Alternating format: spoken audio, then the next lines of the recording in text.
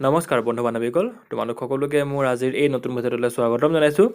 বন্ধু বান্ধৱীসকল, নতুনকৈ গ্ৰেড 4 আৰু কম্পিউটাৰ অপাৰেটৰ পদ খালী হৈ আছে।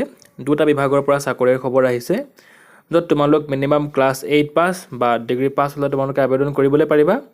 আৰু এপ্লাই কৰাৰ সময়ত কোনো ধৰণৰ এপ্লিকেশ্যন ফিজ দিয়াৰ প্ৰয়োজন নাই। আৰু ইয়াৰ এটা চিলেকশ্যন ৱাকিং ইণ্টাৰভিউ যদি তোমালোকক কৰা হ'ব। গতিকে সম্পূৰ্ণ ডিটেইলছখিনি মই তোমালোকক দেখাই দিম। চ' ব'লাচোন আজি আৰম্ভ কৰোঁ। ফাৰ্ষ্ট ভেকেঞ্চিটো আহিছে চাব ডিভিজন জুডিচিয়েল মেজিষ্ট্ৰেট নাহৰকটীয়াৰ ফালৰ পৰা। এইটো অফিচ নতুনকৈ খোলা হৈছে।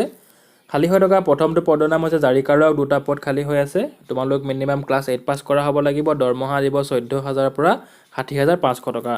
কেটেগৰী অফ ৰিজাৰ্ভেশ্যন এনেকৈ দিয়া হৈছে, তোমালোকে দেখিবলৈ পাৰিছাই। তাৰপিছত আছে অফিচ পিয়ন পদ। দুটা পদ খালী 8 পাছ হ'ব লাগিব। 12,000 টকাৰ পৰা 52,000 টকাৰ ভিতৰত দৰমহা হ'ব। আৰু ৰিজাৰ্ভেশ্যন আছে OBC MOBCৰ কাৰণে এটা আৰু EWSৰ কাৰণে এটা। যোনবিলাক candidate higher secondary second year বা তাতকৈ অধিক পাছ কৰা আছে তো তেওঁলোকে ইয়াত এপ্লাই কৰিবলৈ নোৱাৰে। তাৰপিছত বয়সৰ ক্ষেত্ৰত 18 পৰা 43 বছৰৰ ভিতৰত এজটো হ'ব লাগিব।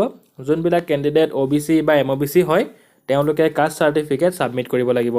তাৰ লগতে বাকীবিলাক ডকুমেণ্টছ হৈছে নিজৰ যিমানবিলাক এডুকেশ্যনেল কোৱালিফিকেশ্যন আছে বা কাষ্ট বা এজ বা ইনকাম চাৰ্টিফিকেট যোনবিলাকে EWSৰ হৈ আবেদন কৰিব তেওঁলোকে, বা তোমালোকৰ যি এমপ্লয়মেণ্ট এক্সচেঞ্জ কাৰ্ড আছে সেইখন, আৰু 2 copy passport size photograph, 1 copy তোমালোকে পেষ্ট কৰি দিব লাগিব ষ্টেণ্ডাৰ্ড ফৰ্মত, আৰু 1 কপি তোমালোকে ষ্টেপল কৰি দিব লাগিব। আৰু গোটেইখিনি তোমালোকে চেল্ফ এটেচ কৰি পেলাই দিব লাগিব।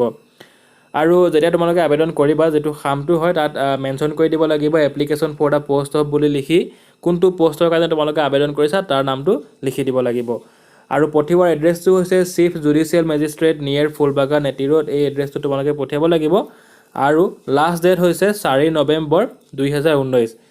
তাৰ পাছত যোনবিলাক কেণ্ডিডেট ছিলেক্ট কৰা হ'ব তেওঁলোকৰ নামটো dibrugarh.judiciary.government.in এই ৱেবছাইটত তেওঁলোকে আপলোড কৰি দিব।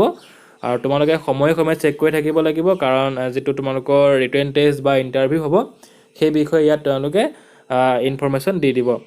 ইয়াৰ পাছত আমি নেক্সট যিটো ৰিক্ৰুইটমেণ্ট আহিছে সেইটো চাই লওঁ ব'লা। ছেকেণ্ড ভেকেঞ্চিটো আহিছে কম্পিউটাৰ অপাৰেটৰ পষ্টটোৰ কাৰণে। আৰু এইটোত তোমালোকক ৱাকিং ইণ্টাৰভিউ যদি চিলেকশ্যন কৰা হ'ব আৰু পষ্টিং টেম্পৰৰী বেচিছত দিয়া হ'ব। এপ্লাই কৰিবলৈ হ'লে 3 copy passport size photograph self attach কৰা হ'ব লাগিব। আৰু তাৰ লগতে যিমানবিলাক ডকুমেণ্টছ আছে সেই সকলোবিলাক তোমালোকে ছাবমিট কৰিব লাগিব directorate of information and public relation last gate এই এড্ৰেছটোত গৈ জমা দিব লাগিব। আৰু এপ্লিকেশ্যন ফৰ্ম হৈছে ষ্টেণ্ডাৰ্ড ফৰ্মৰ যদি তোমালোকে আবেদন কৰিবলৈ পাৰিবা।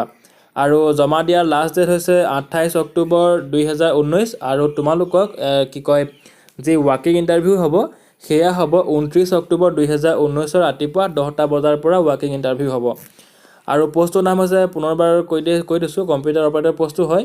ইয়াৰ কাৰণে তোমালোক যিকোনো ষ্ট্ৰীমৰ পৰাই আৰ্টছ ছায়েন্স কমাৰ্চ যিকোনোৰ পৰাই তোমালোকে বেচেলৰ ডিগ্ৰী পাছ কৰা হ'ব লাগিব। আৰু এটা 6 মহীয়া কম্পিউটাৰ কোৰ্চ কৰা হ'ব লাগিব। আৰু DTP ভালদৰে চলাবলৈ পৰা হ'ব লাগিব। এডব পেজ মেকাৰ বা ফটোশ্বপ বা ইনডিজাইন এইবিলাক তোমালোকে ভালদৰে চলাবলৈ পৰা হ'ব লাগিব। আৰু দৰমহা দিব প্ৰতিমাহে 20,000 টকাকৈ ফিক্স হয় এইটো। আৰু বয়সৰ ক্ষেত্ৰত 18 পৰা 38 বছৰৰ কেণ্ডিডেটবিলাকেহে আবেদন কৰিবলৈ পাৰিব। চিলেকশ্যন প্ৰচেছটো হৈছে প্ৰথমতে ভাইবাৰ হ'ব, তাৰপিছত প্ৰেক্টিকেল টেষ্টৰ জৰিয়তে তোমালোকক চিলেকশ্যন কৰা হ'ব। গতিকে বন্ধু বান্ধৱীসকল আজিলৈ ইমানেই। যদি ভিডিঅ'টো ভাল লাগিছে তেনেহ'লে প্লিজ লাইক কৰিবা। আৰু যদি প্ৰথমবাৰ মোৰ চেনেলটোলৈ ভিজিট কৰিছা তেন্তে প্লিজ চেনেলটো ছাবস্ক্ৰাইব কৰিবলৈ নাপাহৰিবা। ধন্যবাদ।